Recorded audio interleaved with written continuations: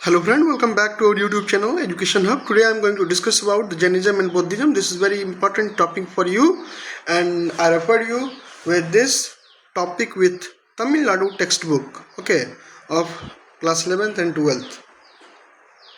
So first of all I am telling you that what is our learning objective. So our learning study will be, student will acquire knowledge about the cause for the rise of Buddhism and Jainism. Second, the early life of Mahavir and his teaching. Third, early life of Buddha and his teaching. And fourth, the spread of Buddhism.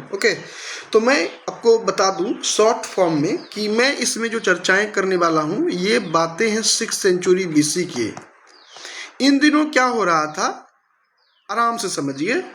1500 BC में हमारा early वैदिक start होता है और 1000 तक जाता है, 1000 BC तक जाता है। 1000 to 600 जो है लेटर वैदिक पीरियड जो है वो रहती है।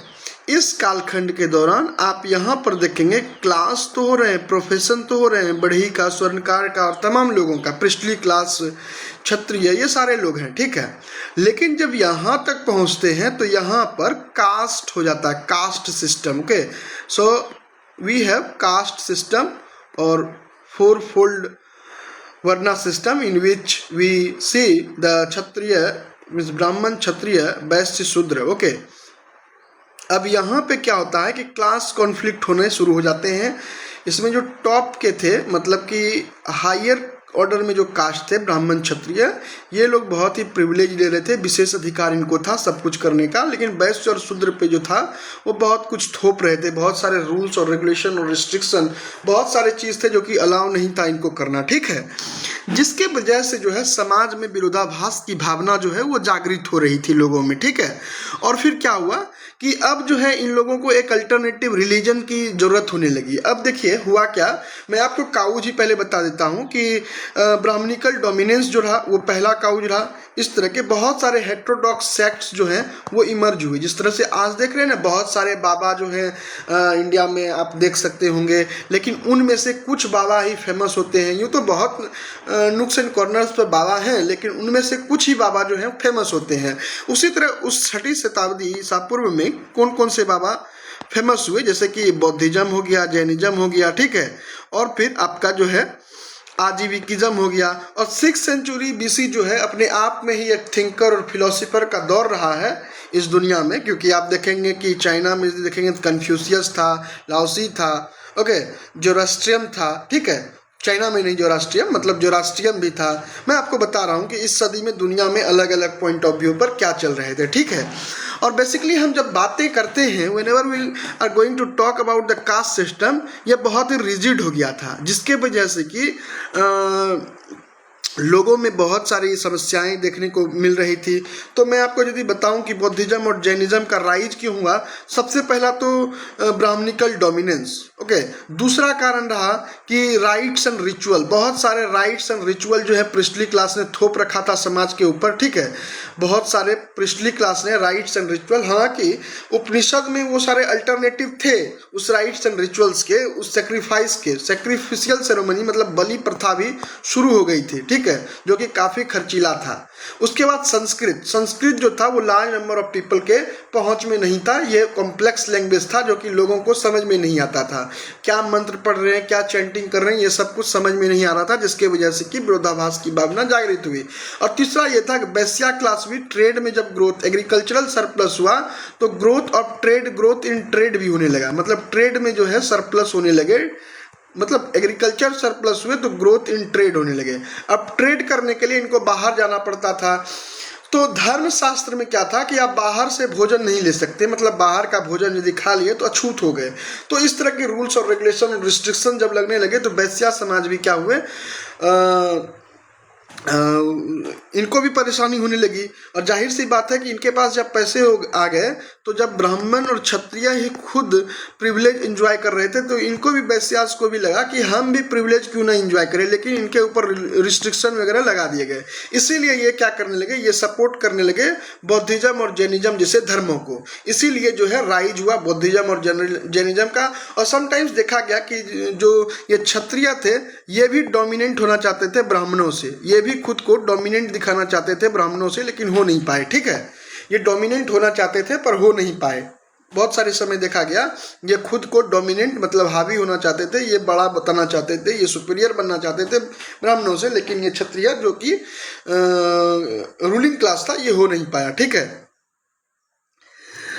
Early life of Mahavira and his teaching, तो महावीर स्वामी के बारे में हम लोग देखेंगे जो कि 24वें तीर्थंकर हैं और 22वें जो है वो नेमिनाथ है, 23वें जो है पार्श्वनाथ है। ठीक है। और आदि ऋषभदेव जो हैं वो प्रथम तीर्थंकर हैं, लेकिन वास्तविक जो है जैन के संस्थापक जो है महावीर स्वामी को ही माना जाता है, लेकिन इसमें 24 तीर्थंकर हैं तो ऋषभदेव आदि भी इनका शुरुआत किए थे। ठीक है। Cause for the decline of Buddhism in India, अब क्या कारण रहे बौद्धिज्म का decline? Spread of Buddhism, Buddhism को स्प्रेड करने में भी बहुत सारे संघ भिक्षु वगैरह लगे रहे, जैसे कि बहुत सारे उनके डिसाइपल थे, आनंदा, मोगलाना, ये सारे लोग थे। और फिर काउंसिल भी हुई, 4 काउंसिल हुई बौद्धिज्म की, और इनका भी काउंसिल हुआ, जैनियों का भी काउंसिल हुआ, जो कि स्थूल बाहु की अध्यक्षता में एक काउंसिल होता है। उसके बाद जो एक काउंसिल होता है 5th सेंचुरी AD में होता है। ठीक है। तो 12 अंगा वगैरह लिटरेचर के बारे में हम लोग बातचीत करेंगे। चलिए सबसे पहले अब हम बातचीत करते हैं पूरे के पूरे बुक में जो लिखी है उसको समझाने का। इसमें कुछ जो है मिस्टेक्स हैं जो कि मैं आपको दिखा दूंगा कि तमिलनाडु टेक्स्ट बुक में कहाँ मिस्टेक है। The 6th century BC is considered a wonderful century in the history, मतलब ये अपने आप में ही बहुत वंडरफुल सेंचुरी रहा, क्योंकि इस दौर में महान thinker like Buddha, Mahavira, Heraclitus, Zoroaster, Confucius, Lao Tzu lived in and preach their idea in this century. तो इस सदी में ऐसे सब फिलोसफर रहे, थिंकर रहे, विचारक रहे, जिन्होंने अपने विचार को प्रस्तुत किया और लोगों को शिक्षित किया, लोगों को जागृत किया, समाज को जागृत किया। In India the republican institution were strong in the 6th century, Bharat में 6ठी शताब्दी में जो प्रजातांत्रिक राज्य था, जनसंघ था, वो काफ़ी जो था वो स्ट्रॉन्ग था, जिसके वजह से this enable the rise of heterodox sects against the Orthodox, रूढ़िवादी व्यवस्थाओं के विरुद्ध जो है बहुत सारे हेट्रोडॉक्स सेक्ट्स जो हैं वो देखने को मिले। मैंने बताया कि एक जैन के टेक्स्ट के अनुसार 363 जो है वो हेट्रोडॉक्स सेक्ट्स हो गए थे उस समय इंडिया में, और ऐसे 62 है कुछ टेक्स्ट के अनुसार, कुछ एविडेंस बेस्ड। ठीक है। Against the Orthodox religion dominated by rights and ritual, इस समय बहुत विधि विधान चल रहे थे, बड़ी प्रथाएं चल रही थी। Among them the most successful were Jainism and Buddhism whose impact on Indian society was remarkable, और इन सभी में से जो सबसे प्रभावशील रहे, सबसे प्रभावित जो करते रहे वो जैन और बुद्ध थे, जो कि भारत की समाज को, जो भारत के समाज में जो प्रभाव डाले वो बहुत ही रिमार्केबल रहा। अब चलेंगे cause and the rise of Jainism and Buddhism, वो तो मैंने आपको पहले ही बता दिया। अब चलिए प्राइमरी काउज में बता दूं। Rise of Jainism and Buddhism was the religious unrest in India in 6th century BC, तो धार्मिक अशांति जो है काफ़ी हो गई थी 6ठी शताब्दी ईसा पूर्व में। The complex rituals and sacrifices advocated in the later Vedic period, जो कि उत्तर वैदिक काल में जो बहुत सारे जो रिचुअल, सेक्रीफाइस, बलि प्रथा वगैरह जो बता दी गई वो काफ़ी were not acceptable to the common people, वो एक्सेप्टेबल नहीं था कॉमन पीपल के लिए, वो कर भी नहीं पाते, because they are that are very expensive. That's why how can they afford it? How the commoners can afford that sacrificial ceremony or rites and ritual? That's why they want alternative source of salvation. Okay. The sacrificial ceremonies were also found too expensive, बहुत खर्चीला था। अब मैं आपको आसान भाषाओं में बताऊंगा। यदि आपको बकरा का बलि देना है तो you need to buy a बकरा from market. ओके, सबके यहाँ तो बकरा होता नहीं है, इसके पैसे लग जाएंगे। अब इसमें फूल, घी, दूध, घी, गुड़ जो भी हो चढ़ाना, पान वगैरह के लिए भी खर्चे होंगे, तो ये सारा खर्च काफ़ी हो रहा था। अब लोग चाह रहे थे ऐसे खर्चों से बचने, तो लोगों को खाने हैंड टू माउथ था, और उस समय यदि इनको इतना सारा खर्च बता दी जाए तो जाहिर सी बात है कि सिर भारी होगा ही। अब थोड़ा सा कुछ हुआ, अब 2 क्राउ लड़ते हुए देख लिए तो अब इनके ऊपर लगा दिया गया ऑब्जेक्शन कि 2 क्राउ को लड़ते हुए तूने देखा, अब तुम्हारे ऊपर जो है ये दोष चढ़ेगा, अब इस दोष के निवारण के लिए तुम इतना किलो घी दान करो, ये दान करो, वो दान करो। तो बहुत सारे ढोंग धखथुरे जो है वो पढ़ाने लगे। The superstitious belief and mantras, जो अंधविश्वास था और मंत्र वगैरह था, वो बहुत ही कंफ्यूज कर रहे थे लोगों को, कुछ समझ में ही नहीं रहा था। अब जैसे कि कुछ मंत्र हैं संस्कृत में, वो समझ में ही नहीं आया कि क्या पढ़ा रहा है, क्या पंडित जी पढ़ा करके चले गए, तो वो सब समझ में नहीं लोगों के आ रहा था, इसीलिए वो कंफ्यूज काफ़ी थे। The teaching of Upanishad and alternative to the system of sacrifice, तो उपनिषद था जिसमें कि था कि अल्टरनेटिव था, सिस्टम ऑफ सेक्रीफाइस बलि के अल्टरनेटिव था, लेकिन वो बहुत ही फिलोसफिकल था, वो बहुत ही दार्शनिक था, जिसके वजह से कि लोगों को समझ में नहीं आ रहा था। अब जाहिर सी बात है, आज ही फिलोसफी को देख लीजिए, बहुत सारे चीज़ हैं, मेटाफिजिक्स, इपिस्टोमोलॉजी और भी बहुत सारे वर्ड आ जाते हैं, क्या लोगों को समझ में आ जाती है इतनी आसानी से? नहीं। Therefore what was the needed in the larger interest of the people was simple. और फिलोसफी में जानते ही हैं कि ज़्यादातर सब्जेक्टिविटी ही है, ठीक है। तो जैसे कि पेन, ये पेन पेन इसका नाम क्यों पड़ा, अब यहाँ से फिलोसफी होती है शुरू, तो कहाँ से लोगों को समझ में आएंगे। Short and intelligible way to salvation for the people, तो ये लोग चाह रहे थे कि कुछ हल्का माध्यम हो, कुछ सुचारू माध्यम हो, कुछ आसान माध्यम हो, जिसके वजह से कि हम मोक्ष प्राप्त कर सके और धर्म को फॉलो करें। Such religious teaching should also be in the language known to them, और वैसे धर्म ये लोग मानना चाह रहे थे, वैसे धर्म के शिक्षाओं को लेना चाह रहे थे जो कि इनको समझ में आए, वैसी भाषाओं में होनी चाहिए धार्मिक ज्ञान जो कि इनकी भाषाओं में हो। अब संस्कृत कॉम्प्लेक्स था, उस समय मगधी चल रहा था, पाली चल रहा था, प्राकृत चल रहा था, तो लोगों में ये सारी कॉमनर भाषाएं थी, तो ये समझ में आ रही थी, जो कि बौद्धिज्म और जैनिज्म ने प्रोवाइड करा इन लोगों को। The need was fulfilled by the teachings of Buddha and Mahavira, तो इनकी जो टीचिंग्स रहे, प्राकृत में रहे, पाली में रहे, तो ये सब समझ में इन लोगों को आया, कॉमनर्स को, इसी वजह से ये जो है राइज हुआ। Other than the religious factors, social and economic factors also contributed to the rise of this two religion, ठीक है। तो रिलीजियस फैक्टर तो था ही, धार्मिक ऑर्थोडॉक्सी के कारण तो ये खड़ा हुआ ही, मतलब इसके विरोध में, ऑर्थोडॉक्सी के विरोध में, रूढ़िवादी धर्म के विरोध में जो है इस तरह की धर्म आए ही, पंथा आए ही। लेकिन कुछ सामाजिक कारण भी थी और कुछ आर्थिक कारण भी थी, जैसे कि मैंने वैश्य के बारे में आपको पहले ही बताया कि बहुत सारे रूल्स और रेगुलेशन रिस्ट्रिक्शन लगा दिए गए थे, और वैश्य काफ़ी ज़्यादा अर्निंग कर लिए थे, तो ये भी चाह रहे थे कि मुझे भी समाज में एक अच्छा और विशेष अधिकार मिले। तो इस कॉन्फ्लिक्ट के कारण जो है ये वैश्य समाज जो है किनको सपोर्ट करना शुरू करते हैं, तो बौद्ध और महावीर को, ठीक है। The rigid caste system prevalent in India generated tension in the society, अब कास्टिज्म हो गया, अब छुआछूत और तमाम चीज़ों की वजह से जो है ये इस तरह की समस्याएं जो है सामने आने लगी। Higher classes enjoyed certain privilege which were denied to lower classes, और जो ऊंचे वर्ग के लोग थे वो काफ़ी जो है इंजॉय कर रहे थे, और निम्न वर्ग के लोगों के लिए बहुत सारे रूल्स रेगुलेशन रिस्ट्रिक्शन लगा दिए गए थे। Although the Kshatriya had resented the domination of priestly classes, तो बहुत बारी देखा गया कि क्षत्रियों ने क्या किया, ब्राह्मणों के डोमिनेशन को चुनौती दी। It should also be noted that the both Buddha and Mahavira belongs to the Kshatriya origin, और ये भी नोट करने की आपको जरूरत है कि ये जो क्षत्रिय थे, ये जो महावीर थे और बुद्ध थे, ये भी क्षत्रिय ओरिजिन से ही थे, ठीक है। The growth of trade led to the improvement in the economic condition of the Vaishya, जो कि मैंने कहा कि ग्रोथ जो हुआ ट्रेड में, जिसके वजह से कि इकोनॉमिक आर्थिक दशा जो है, आर्थिक दशा जो है वैश्य समाज की जो बनिया वर्ग था उसका बदला, और जिसके वजह से कि as a result they wanted to enhance their social status, इसलिए वो चाह रहे थे कि उनका सामाजिक स्थिति जो है वो इंक्रीज हो। But the orthodox varna system did not allow this, और जो ऑर्थोडॉक्स जो रूढ़िवादी वर्ना सिस्टम था वो इनको अलाउ नहीं करा। Therefore they begins to extend the support to Buddhism and Jainism, इसलिए ये जैनिज्म और बौद्धिज्म को सपोर्ट करना शुरू करते हैं। It was this merchant class that extended the chief support to this new religion, ठीक है।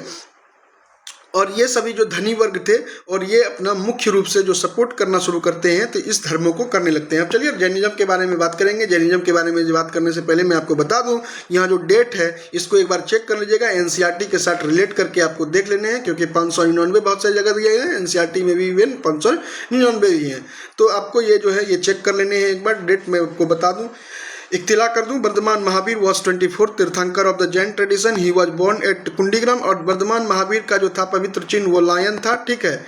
नेमीनाथ का क्या था वो आपको देख लेने हैं, पार्श्वनाथ का भी देख लेने हैं, और ऋषभदेव का भी देख लेने हैं, ठीक है। He was born to Kundagrama near Vaishali to Kshatriya parents Siddhartha and Trishala, या फिर मैं आप कहो तो मैं बता दूं कि कौन कौन से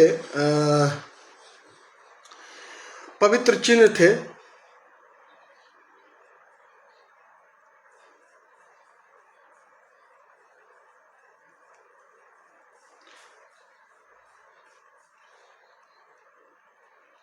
वो मैं आपको बता देता हूँ, क्योंकि सारे जो है कम से कम 10 जो है वो आपको याद कर लेने चाहिए। ठीक है, तो मैं यदि आपको बताऊं कि ऋषभ आदिदेव जो ऋषभनाथ थे, आदिनाथ, उनका जो था होली सिंबल वो बुल था। ठीक है, अजितनाथ जो थे वो दूसरे तीर्थंकर थे, उनका एलिफेंट था। मैं सबसे लास्ट वाले का मैं बता दूं, 22वें जो नेमिनाथ थे, उनका कॉन्च सेल मतलब कि शंख था, शंख, कॉन्च सेल। ठीक है, और पार्श्वनाथ का जो 23वें तीर्थंकर थे, उनका जो था वो स्नेक था। आपको इतने याद रखने हैं, स्नेक, नेमिनाथ का शंख, कॉन्च सेल, और उनका जो था पार्श्व ऋषभनाथ का तो वो था आपका, मैंने बताया, बुल। ठीक है, बैल, holy symbol. He married Yashoda and gave birth to a daughter. तो उनके पिताजी का नाम कुंडाग्राम वैशाली में इनका जन्म हुआ था, वर्धमान महावीर का। उनके पेरेंट्स का नाम जो था वो सिद्धार्थ था, और माता का नाम त्रिशाला था। और इनका जो है मगध के फैमिली से भी इनका नाता था, वो हम देखेंगे मौर्यन पीरियड में। ठीक है, he married Yashoda and gave birth to a daughter. ठीक है, तो उनको एक बेटी भी उनको जन्म लेती है। At the age of 30 he became the ascetic and wandered for 12 year. तो वो जो है 30 साल की उम्र में क्या करते हैं, वो साधु बन जाते हैं। साधु बन के घर से निकल जाते हैं, गृह त्याग देते हैं। ठीक है, और 12 वर्षों तक वो घूमते हैं। 13वें वर्ष में उनको कैवल्य की प्राप्ति होती है, जिसको कि कैवल्य और जना भी कहते हैं। ठीक है, in the penance in the 13th years of penance he attend the highest spiritual knowledge called Kaivalya Jnana. Thereafter he was called Mahavir and Jina. ठीक है, उन्होंने अपने इंद्रियों पर विजय प्राप्त कर लिया था। ठीक है, his follower where called Jains, उनके फॉलोअर, उनके अनुयायी को जैन्स कहा गया। एंड हिज रिलीजन जैनिज्म, उनके धर्मों को जैनिज्म कहा गया। He preached his doctrine for 30 years and died at 72 in Pava near Rajgir. ठीक है, वो 30 सालों तक घूम घूम करके लोगों को शिक्षाएं देते रहे, जीवन से रिलेटेड और तमाम चीज़ों से। उनका जो 5 वो है वो भी हम देखेंगे। उनकी जो 3 जो है डॉक्ट्रिन है वो भी देखेंगे, जो कि मैंने आपको बताया कि KFC मतलब राइट नॉलेज, राइट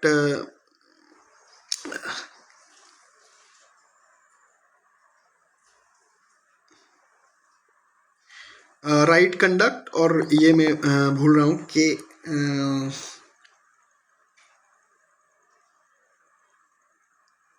एक मिनट यहाँ देख लेते हैं। Right faith, sorry, right faith, ये मैं भूल रहा था। Okay, right faith. तो आपको RKFC जो है वो याद रखना है और बार बार रिवाइज करते रहना है, फिर याद रहेगा। Factual point of view, factual चीज़ें कभी कभी भूल जाते हैं लोग, तो फैक्चुअल भी चीज़ें याद रखनी होती हैं। ठीक है, at the 72 he died near Pava. ठीक है, पावा में इनकी, पावापुरी जो है बिहार में, राजगीर के पास, वहाँ इनकी जो है मृत्यु हो जाती है 72 साल की उम्र में। Teaching of Mahavira, the 3 principle of Jainism was known as the Triratnas. ठीक है, त्रिरत्न इसको कहा जाता है, 3 जेम्स इसको कहा जाता है, त्रिरत्न कहा जाता है। तो 3 सिद्धांत जो है, 3 प्रिंसिपल जो है इनके द्वारा दिया गया, right faith, right knowledge, right conduct, और 5 प्रतिज्ञाएं ली गई है। नॉट टू इंजर लाइफ, किसी की जिंदगी के साथ खिलवाड़ नहीं करना, किसी के जीवन के साथ किसी को हार्म नहीं पहुंचाना, किसी को हानि नहीं पहुंचाना, झूठ नहीं बोलना, not to steal, not to acquire property, even property भी एक्वायर नहीं करना, not to lead immoral life. ठीक है, तो अनैतिक जीवन को लीड नहीं करना। ठीक है, जीवन में अनैतिक चीज़ों को लीड नहीं करना। ठीक है, right faith is the belief in the teaching and wisdom of Mahavira. ठीक है, तो right faith is the belief, आपको विश्वास रखने हैं, in the teaching and the wisdom of Mahavir. ठीक है, तो महावीर स्वामी के विश्वास पर, महावीर स्वामी के शिक्षाओं पर, महावीर स्वामी के ज्ञान पर जो है वो राइट फेथ रखनी है। Right knowledge is acceptable of the theory that there is no god and the world has been existing without a creator and all the object possess the soul. ठीक है, तो दूसरा जो राइट नॉलेज है, तो उसका एक्सेप्टेंस है इस थ्योरी का कि कोई भगवान नहीं है, और ये दुनिया जो है ये बिना क्रिएटर के हैं, और जो इतने ऑब्जेक्ट हैं सारे, उन सभी में आत्मा है। Right conduct refers to the observance of 5 great rules. ठीक है, राइट कंडक्ट मतलब ये 5 प्रतिज्ञा लीजिए और ये 5 कामों को आप कीजिए। यही हुआ राइट कंडक्ट, जो कि मैंने बताया, not to injure life, not to lie, not to steal, चोरी भी नहीं कीजिए, not to acquire property, not to lead immoral life. Both the clergy and layman had to strictly follow the doctrine of ahimsa, ठीक है, अहिंसा को follow, non violence. Mahavir regarded all the object both animates and inanimates have the soul, various degree of consciousness, और बहुत सारी चेतना जो है वो होती है।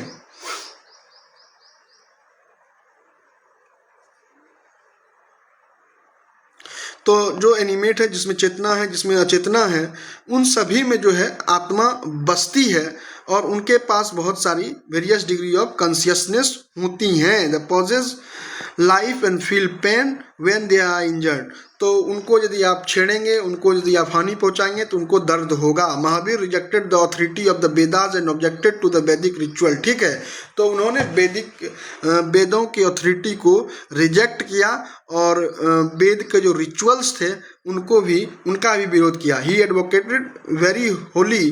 तो यहाँ पर यदि आपको डिफरेंस लिखने को कहा गया है कि what are the difference between Vardhaman Mahavira and Vardhaman और बुद्धा, तो बुद्ध ने कभी भी भगवान को ना नकारा, ना कहा कि भगवान है, ना कभी ऐसा कहा कि भगवान नहीं है। तो वो इन सभी कंट्रोवर्सी में नहीं पड़े, लेकिन यहाँ पर आप देख सकते हैं, और उन्होंने जो कहा वो हम देखेंगे अपने नेक्स्ट स्लाइड में, ठीक है। ही एडवोकेटेड, तो आप उसको डिफरेंस कर सकते हैं। आप जब उसको पढ़ लेंगे तो you are able to difference in both, you are able to differentiate in both Mahavira and Buddhism, ठीक है। The advocated a very holy and ethical code of life, even the practice of agriculture was considered sinful as it cause injury to earthworm animals etcetera. तो ठीक है, तो यहाँ पर कहा गया कि खेती बाड़ी करना भी एक पाप वाला काम है, क्योंकि इसके कारण जो है बहुत सारे जो है धरती के जो छोटे छोटे सूक्ष्म जीव होते हैं, अर्थवर्म, केचुआ वगैरह, वो सारे जो हैं वो मर जाते हैं या फिर उनको हानि पहुंचती है, उनको दर्द होता है, ठीक है। तो खेती बाड़ी भी पाप का काम इनके द्वारा बताया गया। Similarly the doctrine of the asceticism and renunciations also carried to extreme length by the practice of starvation, ठीक है। तो जो घर छोड़ना, जो त्याग करते हैं, साधु जो आप अपनाते हैं, तो उसमें भी बहुत ही एक्सट्रीम जो है इनके द्वारा प्रैक्टिस जो है वो शुरू करवाई गई। एक्सट्रीम प्रैक्टिस का उल्लेख मिलता है, ठीक है। उसमें कहा गया कि आप भूखे रहिए, स्टारवेशन कीजिए,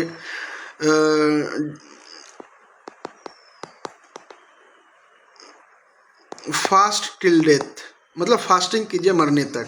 न्यूडिटी मतलब वस्त्र नहीं पहनिए, पूरा दुनिया ही जो है वो वस्त्र का काम करता है। आपके मन में वस्त्र होने चाहिए दूसरों के प्रति, ठीक है। तो इस प्रकार की बातें जो हैं इनके द्वारा कही गई। Another form of self tortures, और बहुत सारे जो सेल्फ टॉर्चर आप देखते होंगे कि हेयर जो है रिमूव किया जाता है इनके द्वारा खींच खींच करके, ठीक है। तो ये सब टॉर्चर ही है क्या। तो कैवल्य की प्राप्ति के लिए ये सभी चीज़ें जो है करवाई जाती हैं और ये टीचिंग इनके द्वारा दी गई। अब चलिए स्प्रेड ऑफ जैनिज्म। अब जैनिज्म की स्प्रेड कैसे हुए उसके बारे में हम लोग चर्चाएं करेंगे। महावीर ऑर्गेनाइज संघा टू स्प्रेड हिज टीचिंग, तो इनके द्वारा संघ ग्रुप का जो है वो ऑर्गेनाइज किया गया, सुव्यवस्थित किया गया। ऑर्गेनाइज और इनऑर्गेनाइज दोनों में अंतर है। ऑर्गेनाइज मतलब व्यवस्थित तौर पर, ठीक है। तो व्यवस्थित किया गया एक संघ को, और अपने शिक्षाओं को जो क्या किया, तो स्प्रेड किया, ठीक है। He admitted both man and women in the Sanghas, उन्होंने दोनों महिला पुरुषों दोनों को अपने संघ में एडमिट किया, प्रवेश दिया। Which consisted of both monks and lay follower, जिसमें से कि मॉन्क भी थे और जो बहुत ले फॉलोअर थे, अनुयायी थे, हार्डकोर फैन जो थे वो भी आकर के जुड़ते थे। The rapid spread of Jainism was due to the dedicated work of members of Sangha, और जैनों का जो इतना फैलाव हुआ भारत के भूमि पर वो इसलिए हुआ क्योंकि इनके संघ के जो लोग थे इनके अंदर डेडिकेशन थी, परसिवरेंस थी, पेशेंस था, ठीक है। It spread rapidly in the western India and Karnataka, तो ये ज़्यादातर पश्चिम भारत और कर्नाटक में फैला। Chandragupta Maurya, Kharavela of Kalinga and royal dynasty of South India, royal dynasty में देख लीजिएगा, Ganga dynasty, Kadamba dynasty, Chalukyas, Rashtrakutas, patronise Jainism, इन लोगों ने जैनों को संरक्षण दिया। By the end of 4th century BC, 4th century BC के अंत में जो है एक 12 सालों के लिए फेमिन आया था नॉर्दर्न गंगेटिक प्लेन पर, ठीक है। There was a serious famine, अकाल पड़ा था गंगा वैली में। Many Jain monks led by Bhadrabahu and Chandragupta, ये सब चले गए कहाँ, Shravana Belagola Karnataka. Those who stayed back in the North India, और जो नॉर्थ इंडिया में रह गए, वे are led by monk named Sthulabahu, Sthulabahu की अध्यक्षता में रह गए कुछ मॉन्क्स नॉर्थ इंडिया में उस फेमिन से लड़ने के लिए ही। This led to the division of Jainism into 2 sects, और यहीं से जो है जब वापस लौटे तो इनके अंदर जो है वो विवाद हो गया और 2 भागों में जो है जैन धर्म बट गए, एक श्वेतांबर हो गए, एक दिगंबर हो गए, ठीक है। और जो स्थूल बाहु थे who change the code of conduct for the monk, और स्थूल बाहु जो कि नॉर्थ इंडिया में ही रहे, उन्होंने कोड और कंडक्ट जो है, जो ओरिजिनल टीचिंग था, न्यूडिटी और तमाम चीज़ें जो थी दिगंबर का, ठीक है, दिगंबर का कॉन्सेप्ट हटा करके श्वेतांबर का कॉन्सेप्ट या स्थूल बाहु ले आए, ठीक है।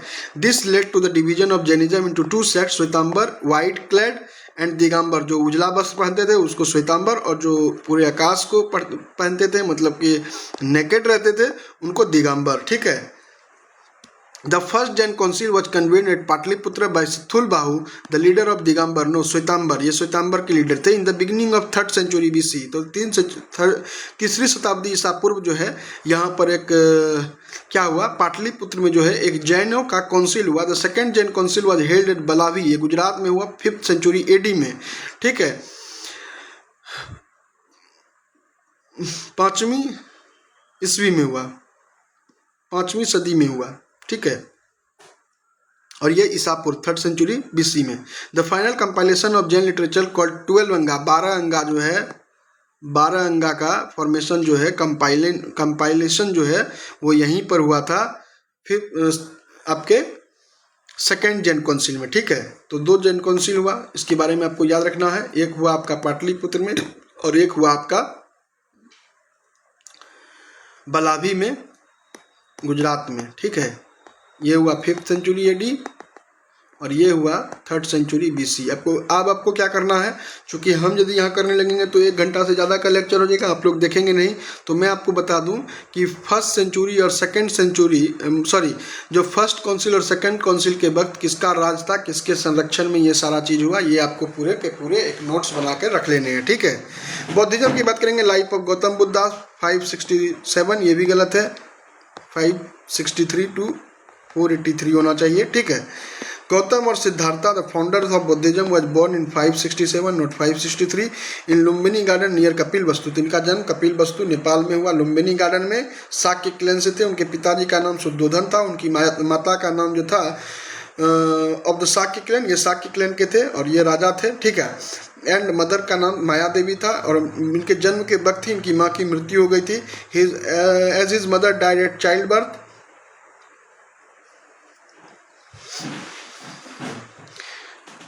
He was brought up by the aunt Prajapati Gautami. तो प्रजापति गौतमी के द्वारा इनका लालन पालन पोषण किया था। At the age of 16 he married Yashodhara and gave birth to a son Rahula, ठीक है। राहुल को जन्म दिया इनके द्वारा। 16 साल की उम्र में इनकी शादी हो गई। The site of old man, इनके द्वारा एक वृद्ध व्यक्ति को, एक बीमार व्यक्ति को, एक साधु को देख करके इनकी जीवन जो है टल गई, मतलब इनकी जीवन जो है बदल गई और ये वर्ल्डली लाइफ से खुद को सेपरेट कर लिए और वो साधु बन गए। He left the home as the age of 29, उनके द्वारा 30 में छोड़ा गया था और इनके द्वारा 29 में छोड़ा गया। और ये जो है 7 सालों के लिए घूमते हैं, वो जो है 12 सालों के लिए घूमे। 13वें वर्ष में इनको कैवल्य की प्राप्ति हुई और इनको 9, 7, 16 8वें वर्ष में इनको इनलाइटमेंट मिला बौद्धि ट्री के नीचे। और बौद्धि ट्री जहाँ पर था, पीपल का वृक्ष, उसकी मालकिन जो थी वो सुजाता थी, सुजाता नाम की एक महिला, ठीक है। और इनके द्वारा जो है 2-3 गुरु भी रखे गए, बहुत सारे गुरु भी आए, लेकिन इनको इनलाइटमेंट नहीं दे पाए बुद्धिज्म को, जैसे कि अलारा कलाम वगैरह थे, ठीक है। He left at the age of 29 in search of truth. He wandered for 7 years and met several teachers but could not get enlightenment. ठीक है, at least he sat under the Bodhi tree at the Bodh Gaya and did intense penance. तो इनके द्वारा घनघोर तपस्या की गई, after which he got enlightenment. और इनको जो है निर्माण मिल गया, इनको enlightenment मिल गया, इनको अचानक ज्ञान प्राप्ति हो गई. At the age of 35, 35 साल की उम्र में इनको ज्ञान प्राप्त हो गई. Since then he became known as Buddha और the enlightened one. ठीक है, बुद्धा का मतलब होता है enlightened one. ठीक है. He delivered his first sermon at Sarnath. Sarnath में इनका सबसे पहला उपदेश रहा. ठीक है, near Banaras. And for the next 45 years, तो अगले वो 30 सालों तक, ये 45 सालों तक जो है घूम घूम करके लोगों को प्रीच करते रहे. He died at the age of 80 at Kushinagar. और 80 साल की उम्र में कुशीनगर में इनकी मृत्यु हो गई. कुशीनगर उत्तर प्रदेश में है और यहाँ बहुत सारा चीज़ बुद्ध के से रिलेटेड बना दी है. ठीक है, तो मेरे एक मित्र यहाँ पर रहते हैं कुशीनगर में, तो इनको सब कुछ पता है, इनके घर के पास ही वो सारी चीज़ें हैं. The most important disciples of Buddha were Sariputta, Moggallana, Ananda, Kassapa and Upali. तो इसको याद कर लेने हैं, the important disciple of Buddha. ठीक है, ये फैक्चुअल हो गया. ये मोगलाना है तो इसका मतलब ये नहीं कि मुगल हो जाएगा. ठीक है, ये आनंदा है तो ये नहीं कि कुछ और हो जाएगा. ठीक है, तो आपको जो है आपको याद रखने होंगे ये फैक्चुअल पॉइंट ऑफ व्यू से. Upali kings like Prasenajit of Kosala and Bimbisara and Ajatashatru of Magadha accepted the doctrines. तो इन सारे लोगों ने, मगध घराने ने भी, बिम्बिसार ने भी, अशोक ने भी इवन 200 साल के बाद इनकी धर्म को अपनाया. और साथ ही साथ सिलोन मतलब श्रीलंका वगैरह में इनके द्वारा क्या किया गया, तो इस धर्म का प्रचार प्रसार करवाया गया. इवन अपनी बेटी को भेजा गया था बोधि ट्री लेकर के. ठीक है, उसका डाल लेकर के. Buddha in his life time spread his message far and wide. तो अपने जीवन काल में बुद्धा ने अपने ज्ञान को बहुत दूर दूर तक, बहुत लंबे चौड़े क्षेत्र में भारत के फैलाए. And visited places like Banaras, Rajgir, Shravasti, Vaishali, Nalanda, Pataligram. और बारिश के दिनों में ये लोग कुछ आराम करते थे, ताकि बहुत से जगह पर पानी होता था तो घूमने फिरने में इनको दिक्कत होती थी, तो ये आराम करते थे. ठीक है. It should be noted that he did not involve himself in fruitless controversy. तो फल रहित जो है, और फल रहित मतलब बिना फल वाले, बिना अच्छे परिणाम वाले कंट्रोवर्सी में नहीं पड़ते थे. ठीक है, तो कंट्रोवर्सी में ये पढ़ते ही नहीं थे. भगवान है कि नहीं है, ये सब चीज़ों में ये नहीं पढ़ते थे. ये नहीं था कि ये भी अब लड़ाई करते दूसरे के जैसा, वो नहीं कर रहे थे ये. ठीक है. Not involve himself in fruitless controversies. जो जिसने कहा वो ठीक है, जिसने गाली दिया उसको भी मुस्कुरा कर ले लिया. Regarding metaphysical questions like god, soul, karma, rebirth, ये सब है या नहीं है, इन सब पर चर्चाएं कभी नहीं की. Concerning himself the practical problem confronting man. तो जो प्रैक्टिकल प्रॉब्लम थी लोगों की, उनको सुलझाने में इन्होंने मदद की. अब चलेंगे इनके 4 नोटेबल ट्रूथ की ओर.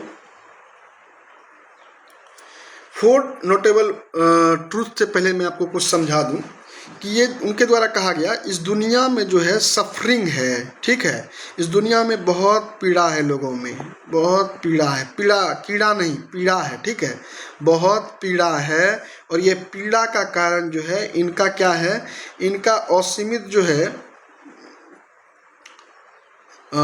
डिजायर है, मतलब लालसा, इच्छा. तो इनका सबसे बड़ा जो है दुश्मन वो लालसा है, इच्छा है. और ये जो है जब हम इसको रीड कर देंगे, इससे छुटकारा में मिल जाएगा. इस इच्छा से, इस इच्छा पर नियंत्रण कर लेंगे तो हमारा जो ये पीड़ा है ये अपने आप खत्म हो जाएगा. अब जाहिर सी बात है कि हर लोगों के अंदर लोभ होती है कि हमें 2 रुपया हुआ है 10 रुपया हो जाए, 10 रुपया हुआ है 10 करोड़ हो जाए, 10 करोड़ हो जाए तो 10 अरब हो जाए. तो ऐसी तो सबके अंदर होती ही है. Our mind is restless bird by M.K. Gandhi. तो हमारी जो ये मस्तिष्क है ये बिना थकने वाली पक्षी है. ये मटेरियलिस्टिक लाइफ पर ज़्यादा डिपेंड करता है. ये इनकी इच्छाएं कभी मरती ही नहीं है, इसलिए रेस्टलेस बर्ड कहा था. इसलिए ठीक है। तो उनके द्वारा भी, हमारे गांधी जी के द्वारा भी कहा गया कि नेचर ने हमें उतना दिया है जिससे कि हम अपनी ज़रूरत को पूरा कर सके, लेकिन लालच को नहीं पूरा कर सकते हैं, ठीक है।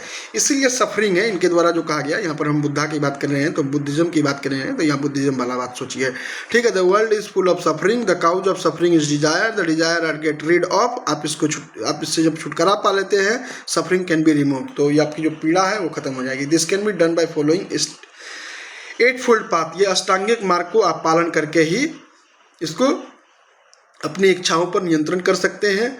The 8 fold path consist the right view, आपके अंदर राइट व्यू होनी चाहिए, राइट रिजॉल्व होनी चाहिए, राइट स्पीच होनी चाहिए, सही बोलिए, राइट कंडक्ट, ऐसी बानी बोलिए मन का आपा खोए और को शीतल करे आपहु शीतल होए।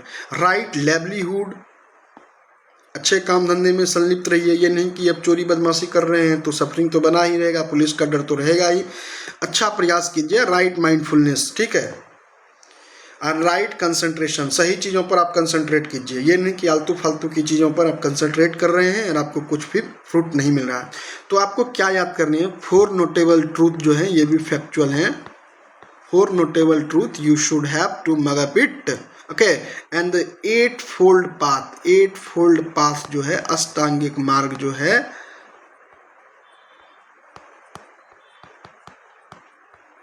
अष्टांगिक मार्ग जो है आपको याद कर लेने हैं भाई साहब, ठीक है। Accept the god nor reject the exercise of god, existence of god. तो बुद्ध ने कभी भी न भगवान को एक्सेप्ट किया न रिजेक्ट किया भगवान के होने का, ठीक है। He laid great emphasis on law of karma, उन्होंने सबसे ज़्यादा जो जोर दिया कि जैसी करनी वैसी भरनी, जो करोगे वही भोगोगे, जो बोओगे वही काटोगे। He urged that the condition of man in this life depends upon his own deed, तो उनके जो अपने काम हैं इसी पर निर्भर करता है। किसी भी लोगों की स्थिति, किसी भी लोगों की जो स्थिति है, कंडीशंस है, वो किस पर निर्भर करता है, वो निर्भर करता है उनके अपने ही कर्मों पर। He taught that the soul does not exist, उन्होंने कहा, उन्होंने पढ़ाया, उन्होंने शिक्षा दिया कि जो ये आत्मा है ये एग्जिस्ट नहीं करती है। हाउएवर ही एम्फसाइज्ड अहिंसा, और उन्होंने नॉन वायलेंस पर ज़्यादा प्रभाव डाला। By his love for human beings and all living creatures he endeared himself to all, ठीक है। Even under the gravest provocations, he did not show the least anger or hatred, and instead conquered everyone by love and compassion। तो उनके द्वारा जो भी hate उनके ऊपर करते थे तो उनसे भी इनको कोई परेशानी नहीं थी, उनको भी इन्होंने जीता। किससे? तो किससे जीता? तो कंपैशन से, अपने लव से जीता, ठीक है। His religion was identical with morality and it emphasized purity of thought, ठीक है। तो विचारों की शुद्धता, वर्ड एंड डीड, शब्द और कर्म। He was a rationalist who tried to explain the things in the light of reason and not on the basis of blind faith। तो वो रेशनलिस्ट थे, रेशनल थे, ठीक है। आपको रेनेसा के बारे में सुना होगा मॉडर्न हिस्ट्री में। रेनेसा जो है 1453 में शुरू हुआ। अचानक इन लोगों को रेनेसा मिला, और हम लोगों को देखिए रेनेसा दिखाने वाले जो हैं ये 6वीं शताब्दी में ही आ गए थे।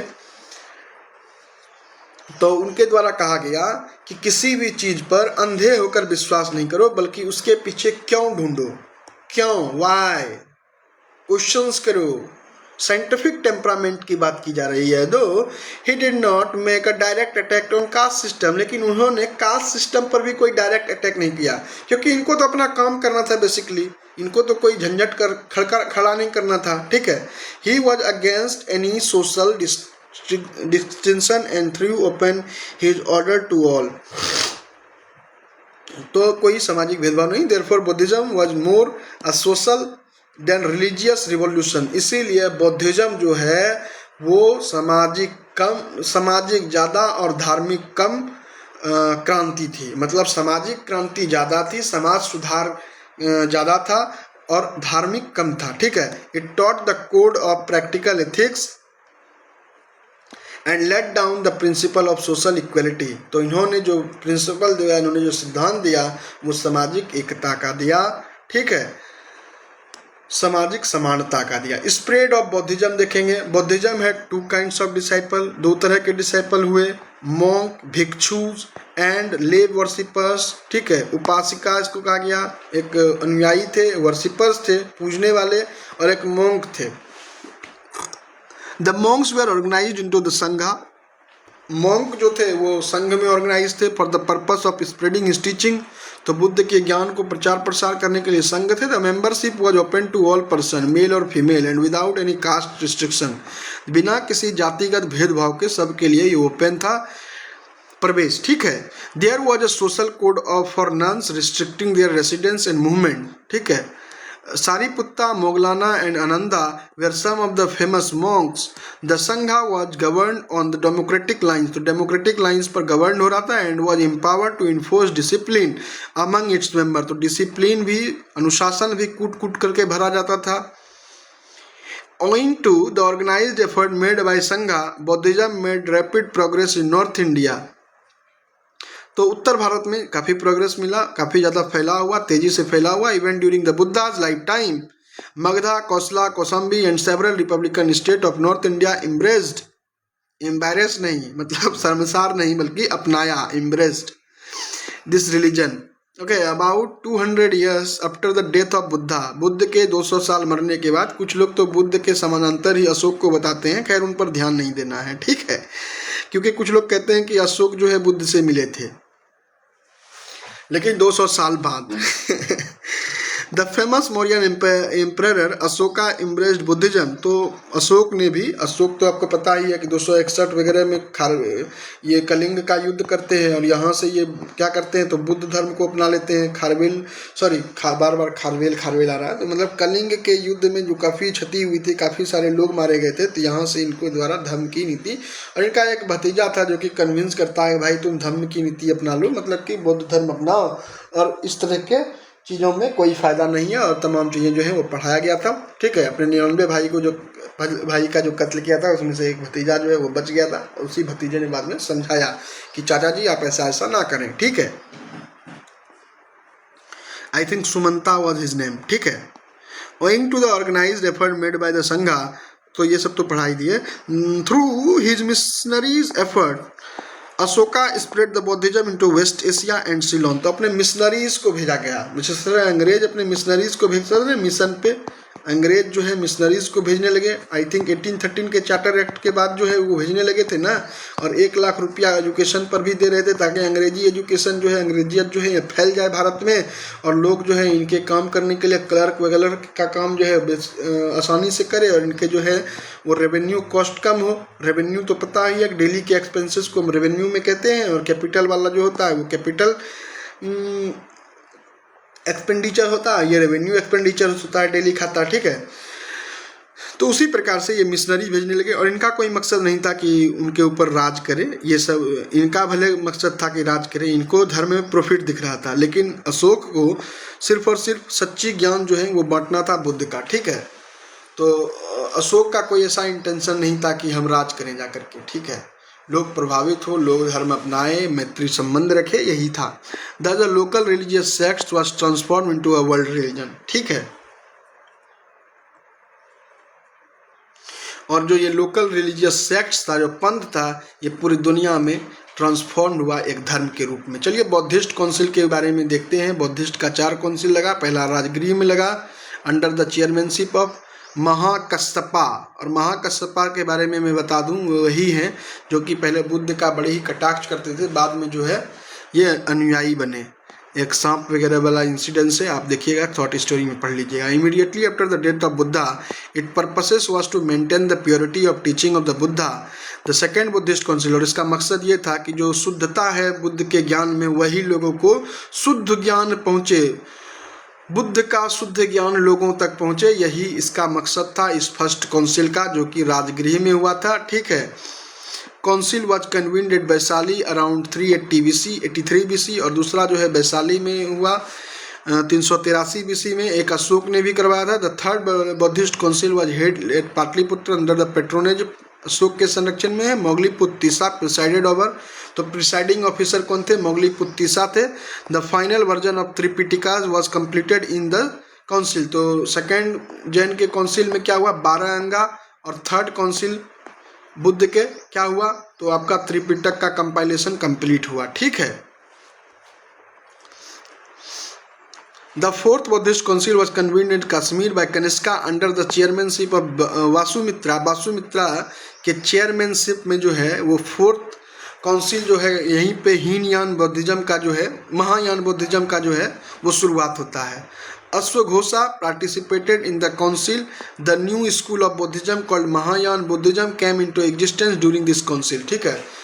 अश्वघोष भी इसमें पार्टिसिपेट किए थे, और कनिष्क के पेट्रोनेस से ये चौथा बौद्ध काउंसिल कश्मीर में हुआ था। ठीक है। और यहाँ से महायान बुद्धिज्म, और वो देखेंगे जो आप बौद्ध के पीछे जो है चक्र वगैरह लाइट निकलते हुए, ये सब जो है इसी महायान बुद्धिज्म का देन है। अब हीनयान जो है वो ओरिजिनल है, इसमें मूर्ति पूजा भी वर्जित था। The Buddhism preached by the Buddha and propagated by Ashoka was known as Hinayana, और जो बुद्ध ने प्रीच्ड किया और जो अशोक ने प्रोपगेट किया उसको हीनयान कहा जाता है। ठीक है। तो महायान और हीनयान का कॉन्सेप्ट जो है यहाँ पे आता है फोर्थ बुद्धिस्ट काउंसिल में। The Buddhist text were collected and compiled some 500 years after the death of Buddha. 500 साल बाद जो है बुद्धिस्ट के सारे टेक्स्ट को कलेक्ट किया गया, जमा किया गया एक जगह, और उसको जो है कंपाइल किया गया। They were known as Tripitakas namely the Sutta. ठीक है। The Vinaya and the Abhidhamma Pitakas there are written in the Pali language. तो इसको याद रखना है, अभिधम्म और विनय पिटक जो है वो पाली लैंग्वेज में लिखा गया है। इसमें सूक्त हैं, कहानियाँ वगैरह हैं। ठीक है। और त्रिपिटिकस जो है they are known as Tripitaka namely the Sutta, Sutta Pitaka, Vinaya Pitaka और अभिधम्म पिटक। तो त्रिपिटक मतलब 3 पिटक, 3 पिटारा, और यही सब है। Cause for the decline of Buddhism, और बौद्धिज्म के भी डिक्लाइन हुए। ये अपने जन्मस्थली पर ही, जहाँ बुद्ध का जन्म हुआ, जहाँ बुद्ध को ज्ञान की प्राप्ति हुई,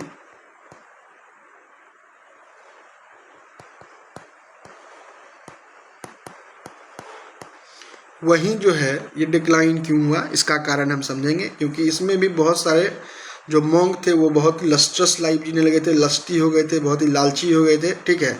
the revival of Brahmanism and rise of Bhagavatism led to the fall of popularity of Buddhism. तो सबसे पहला कारण ये रहा कि शंकराचार्य की अध्यक्षता में, आप लोग जानते हैं, भक्ति सूफी मूवमेंट चला। शंकराचार्य ने भी 4 पीठों का जो है 4 मठों का स्थापना किया। ठीक है। और उनके द्वारा सच्ची ज्ञान जो है ब्राह्मणिका उपनिषद वगैरह की दी जाने लगी लोगों को।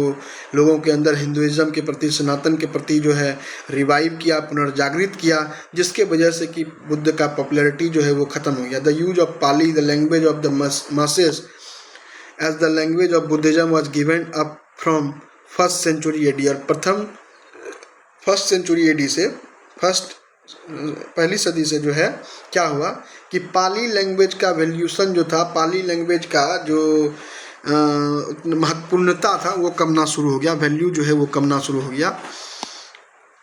The Buddhist began to adopt Sanskrit, और बुद्धिस्ट भी अब संस्कृत को अडॉप्ट करने लगे। The language of the elite, और जो संस्कृत था वो कुलीन वर्गों की भाषा था, विद्वानों की भाषा था, पढ़े लिखे की भाषा था, और उसको अब बुद्धिस्ट भी अडॉप्ट करने लगे। After the birth of Mahayana Buddhism the practice of idol worship and making offering led to deteriorations of the moral standards. तो महायान बुद्धिज्म का जब प्रैक्टिस शुरू हो गया, आइडल वर्शिप जो है वो सारे चीज़ हो गए। ठीक है। आइडल वर्शिप सब जब हो गए, संस्कृत अडॉप्ट किया जाने लगा, तो इनकी पॉपुलैरिटी जो है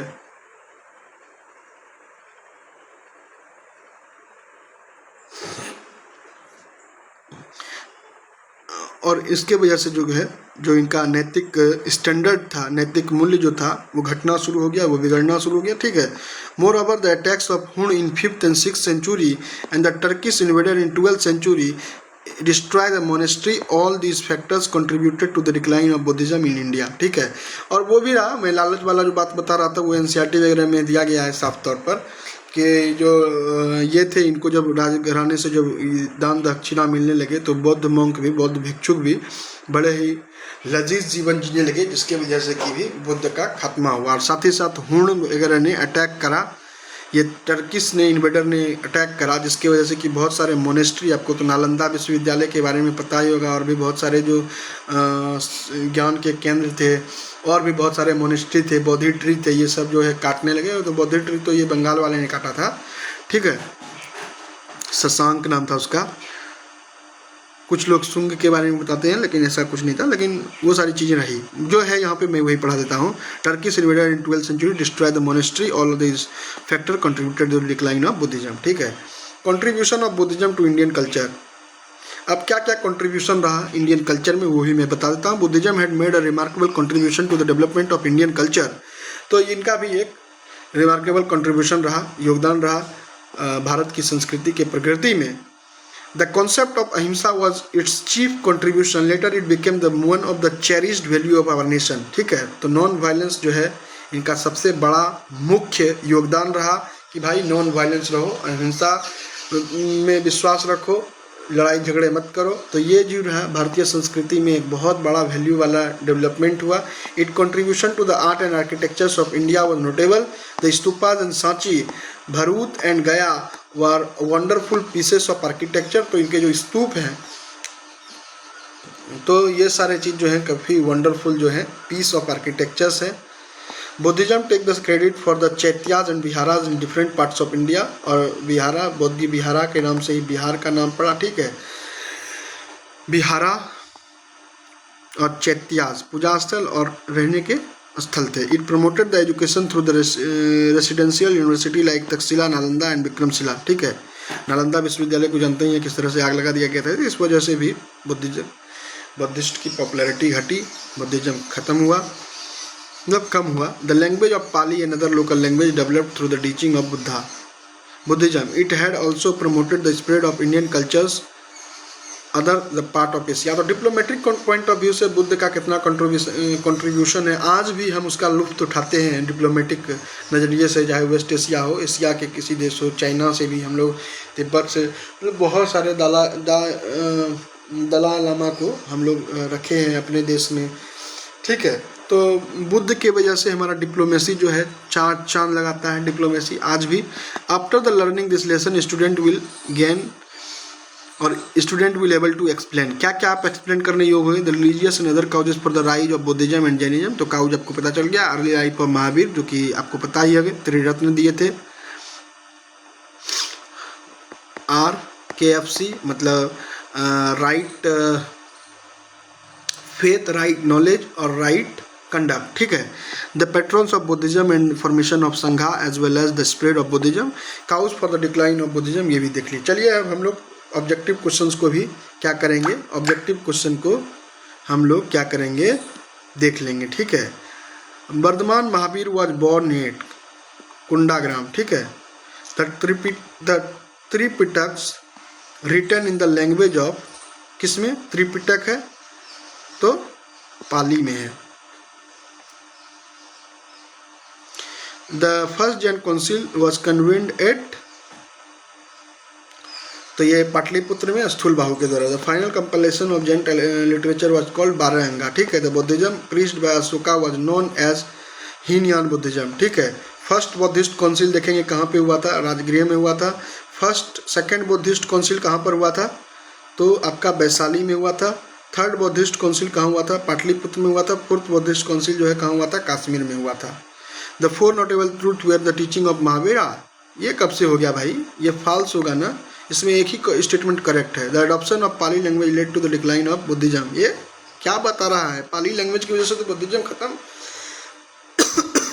खत्म हो गया, मतलब पाली लैंग्वेज के गिरने के कारण वैल्यू ये अडॉप्ट कर लेते उस समय भी तो और चार चांद पे पहुंचता, ये भी गलत है।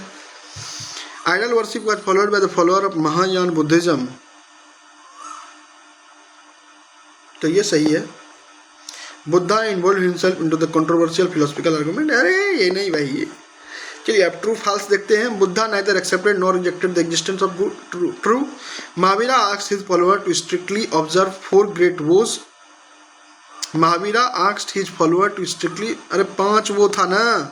The first Buddhist council was convened by Kanishka at Kashmir first वाला ही, फोर्थ कहाँ गया? अश्व घोष और हीनयान बुद्धिज्म आएगा। Buddhism contribute to the spread of Indian culture to the other part of the world, बिल्कुल ट्रू है भाई।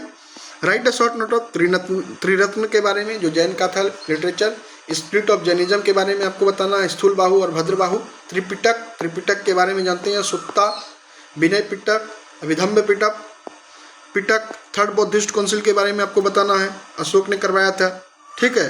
ब्रीफली डिस्कस करना है, discuss the Jainism in various part of India, discuss and the spread of Jainism in various part of India, account for the decline of Buddhism in India, sketch the life and teaching of Mahavira, give the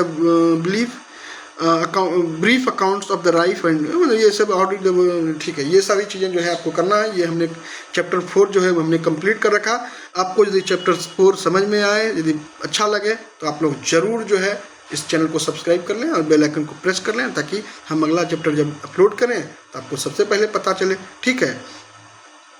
और मैं आपको बता दूं कि इस Sunday जो है वो क्लास 6th एनसीईआरटी को हम लाइव जो है मैराथन करने वाले हैं। कंप्लीट एनसीईआरटी 6th जो है हिस्ट्री की, वो एक ही क्लास में कंप्लीट होगी। 6th क्लास की जब एनसीईआरटी कंप्लीट हो जाएगी हिस्ट्री की, तो हम दूसरे संडे जो है ज्योग्राफी की स्टार्ट करेंगे और तीसरे संडे जो है हम साइंस की स्टार्ट कर देंगे, ठीक है। तो ये 3 जो है एनसीईआरटी हम संडे वाइज करेंगे और सारे क्लास के एनसीईआरटी एक क्लास के एनसीईआरटी एक क्लास में, बशर्ते आपका सपोर्ट होना चाहिए, आपका कमेंट होना चाहिए, तभी हम ये करने वाले हैं। Thank you so much guys, have a nice day and once again thank you for watching this video and bye bye.